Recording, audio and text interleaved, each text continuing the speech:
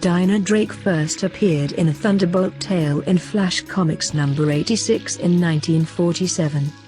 Her original conception was, essentially, a combination of the Green Hornet and Catwoman. Like the Green Hornet, she would infiltrate gangs in order to break them up. As a bonus, she would steal from them as well. All the while, Johnny Thunder, the milquetoast master of the Thunderbolt genie, would be enamored with her. However, unlike Catwoman's designs on Batman, Black Canary would slam Johnny into the friend zone. Poor Johnny. Always the Omega. Never the Alpha. I like how Thunderbolt breaks the fourth wall. Makes me wonder what Grant Morrison might do with romance comics. Anyway, Dinah Drake was the only child in a lineage of policemen. Unable to join the police force due to sexism, she became a vigilante. When Johnny Thunder was unable to command his genie, it was Black Canary that took his place in the Justice Society of America in All-Star Comics. However, both Flash Comics and All-Star Comics would be cancelled at the close of the Golden Age. During the 1950s, the Golden Age DC characters would fade into obscurity. Triumphantly, they would return during the Silver Age in the 1960s as characters from the Parallel Earth 2. In Justice League of America number 74, a sapient star creature, known as Aquarius, had invaded Earth 2. This tale was one of many annual team-ups between the Earth 2 and Earth 1 heroes. Adding Starman's cosmic staff to his own power, Aquarius hurled Earth into a spirit realm. Several JSA members were trapped in a spherical prison of his eldritch energy.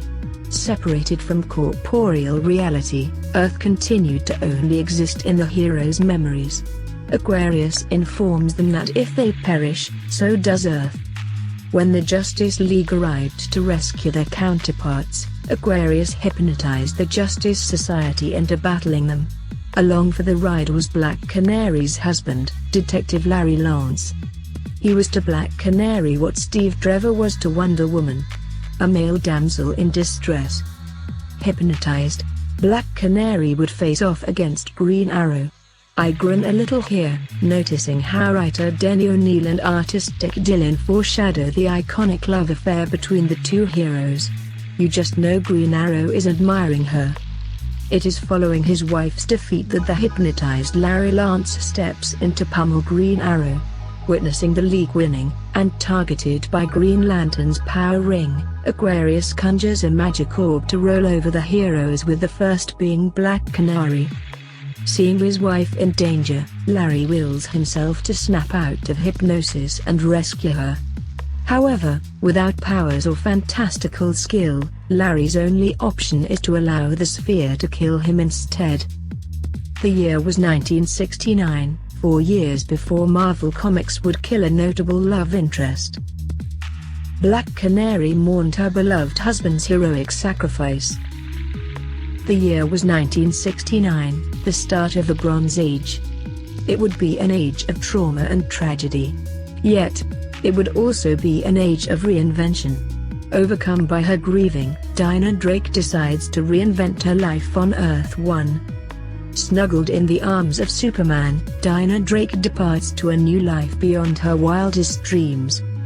Wouldn't Dinah and Superman have made a cute couple? Now on Earth 1, Black Canary meets the League's adoring public. As Green Arrow and Hawkman check out her bum, Superman flirtatiously introduces her. #MeToo. In case you are wondering where Wonder Woman is, she was off being a kung fu secret agent or some bollocks.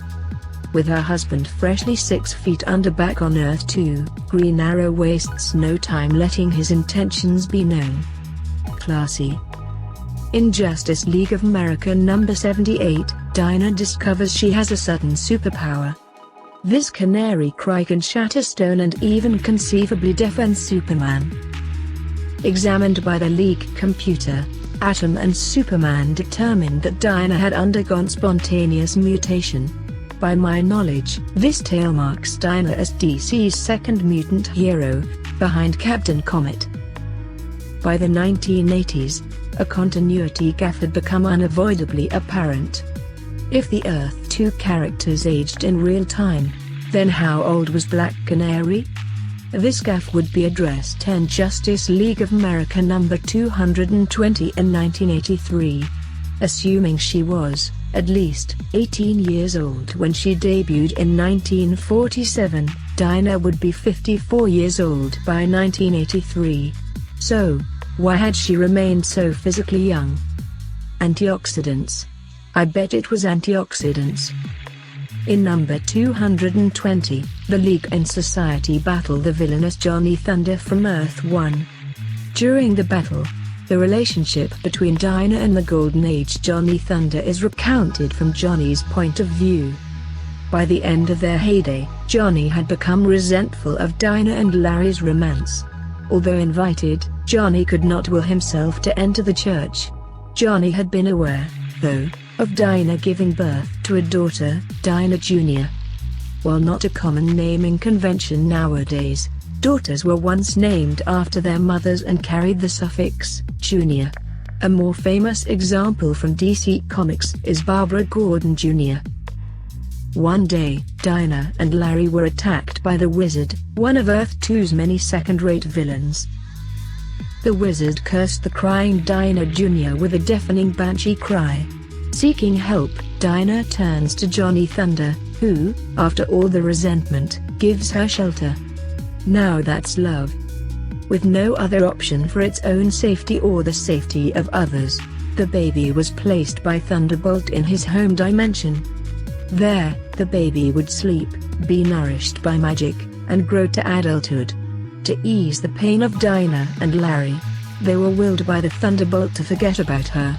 Years would pass, Larry would die, and Dinah would move to Earth 1. However, soon after settling in on Earth 1, Dinah discovered she was dying from radiation poisoning from Aquarius. Feeling it decent, Superman and Thunderbolt revealed to Dinah the truth about her daughter for one last goodbye. Grieving for her little girl, Dinah wished for a way to take her place. The wish gives Superman the idea to have Thunderbolt swap mother and daughter. Using his magic, Thunderbolt used Dinah's memories to mature mind of Dinah Jr. Dinah Jr. would wake up believing she was Dinah Sr. and that her canary cry was a mutation caused by exposure to Aquarius. As I said, the Bronze Age was an age of reinvention. I never said it wasn't convoluted. Dinah says goodbye to her mother and father, forever young in their cosmic coffin. One last time, Superman takes Dinah into his arms as he flies off to Earth 1. I am shipping super hard right now. I am Rima, the Jungle Girl. And join me next time as we explore DC Comics in the Bronze Age, where the action is